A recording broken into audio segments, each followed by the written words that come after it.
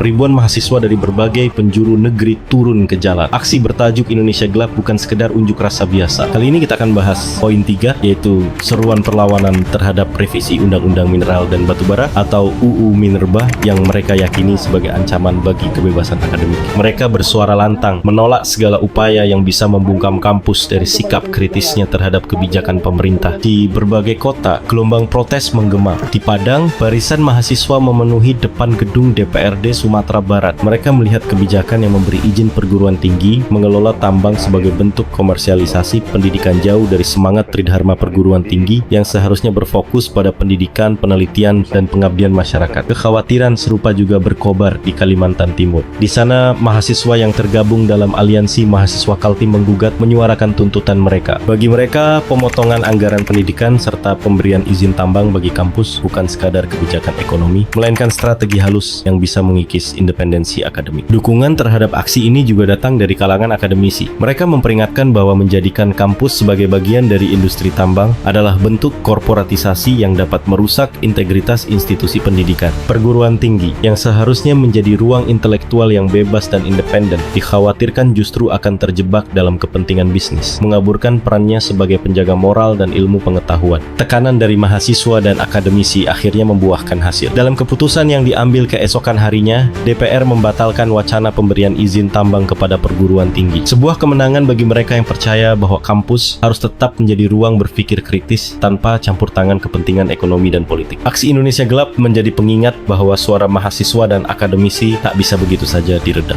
Di balik spanduk dan orasi mereka ada pesan tegas. Kebebasan akademik bukan sesuatu yang bisa diperjualbelikan. Sebelum membicarakan izin tambang untuk perguruan tinggi, sebelumnya ada contoh revisi Undang-Undang Mineral dan Batubara melalui Peraturan Pemerintah Nomor 25 Tahun 2024 memicu polemik luas, terutama terkait pemberian izin usaha pertambangan kepada organisasi kemasyarakatan, ormas keagamaan. Artikel Mutiara dan kawan-kawan dalam jurnal Tarunalo tahun 2024 menyoroti bahwa kebijakan ini bertentangan dengan Undang-Undang Nomor 3 Tahun 2020 yang sebelumnya memprioritaskan izin pertambangan bagi badan usaha milik negara dan badan usaha milik daerah. Penolakan terhadap kebijakan ini muncul karena ormas keagamaan dinilai tidak memiliki kapasitas teknis dalam mengelola tambang, sehingga berisiko menimbulkan eksploitasi berlebihan, kerusakan lingkungan, serta potensi penyalahgunaan izin untuk kepentingan politik dan ekonomi tertentu. Jika ormas keagamaan menghadapi banyak kritik dan tantangan, perguruan tinggi yang sebelumnya pernah diwacanakan untuk mengelola pertambangan juga menghadapi reaksi serupa, bahkan lebih keras. Pemberian izin pertambangan kepada perguruan tinggi mendapat penolakan dari akademisi dan mahasiswa yang menilai bahwa hal ini akan menggeser fokus utama perguruan tinggi dari pendidikan dan penelitian ke arah komersialisasi. Selain itu, dalam konteks akademik, independensi dan kebebasan berpikir dianggap dapat terancam jika perguruan tinggi terlibat dalam sektor pertambangan yang penuh dengan kepentingan ekonomi dan politik. Izin tambang yang diberikan kepada ormas saja telah menimbulkan polemik besar, apalagi jika institusi akademik turut serta. Hal ini semakin menegaskan bahwa pengelolaan sumber daya alam harus tetap berada di tangan entitas yang memiliki kompetensi teknis dan pengalaman dalam industri pertambangan, bukan lembaga yang tugas utamanya adalah mengembangkan ilmu pengetahuan dan membangun kapasitas intelektual masyarakat.